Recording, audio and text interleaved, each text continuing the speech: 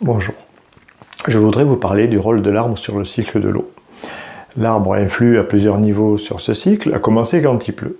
Les feuilles ralentissent la chute des gouttes, le tapis de feuilles au sol ralentit le ruissellement, la vie dans un sol forestier crée une porosité qui va favoriser la pénétration de l'eau dans le sol, et la richesse en humus de ce sol forestier va lui donner une forte capacité à retenir cette eau.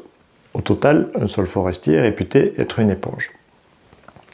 Ensuite, vous avez sûrement remarqué que quand vous passez sous un arbre en été, il fait moins chaud. Alors pourquoi? La première raison est toute simple, c'est qu'un arbre, c'est avant tout un parasol qui va arrêter les rayons du soleil. Mais il fait quand même plus frais sous un arbre que sous un parasol ordinaire. Là, la raison, c'est que l'arbre a besoin de se rafraîchir lui aussi un petit peu. Pour ça, il va puiser l'eau dans le sol qu'il a contribué à stocker et il va la libérer dans l'atmosphère. Mais il va faire ça d'une façon invisible puisqu'il va libérer cette eau sous forme de vapeur.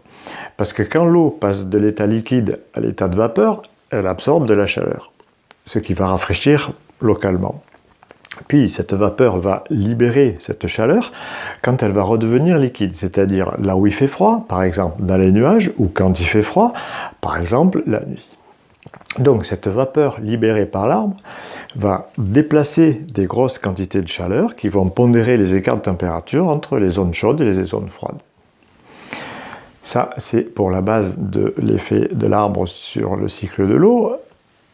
Mais il y en a encore d'autres, comme par exemple cette étonnante capacité de certains arbres à émettre des molécules qui vont s'élever dans le ciel et aller favoriser l'apparition de nuages au-dessus des zones boisées.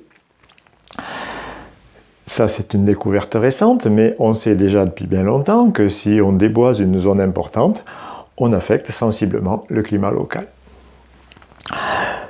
Donc on sait déjà depuis longtemps que l'arbre a un effet connu et reconnu sur le climat, et ça c'est principalement grâce à son rôle sur le cycle de l'eau. Mais nous, on a besoin de bois, alors on coupe des arbres. Et évidemment, heureusement, on replante. Alors la replantation, c'est un acte qui aurait des propriétés étonnantes puisque ça permettrait de rendre neutre en CO2 à peu près n'importe quoi. Alors déjà, peut-être que vous sentez qu'on peut en relativiser l'efficacité, mais c'est surtout qu'il faut dire que c'est complètement facultatif, parce qu'un arbre n'a pas attendu l'humain pour savoir se perpétuer, il n'a pas besoin qu'on le replante. On sait même faire de la sylviculture sans replanter, uniquement à partir de cette capacité de régénération spontanée.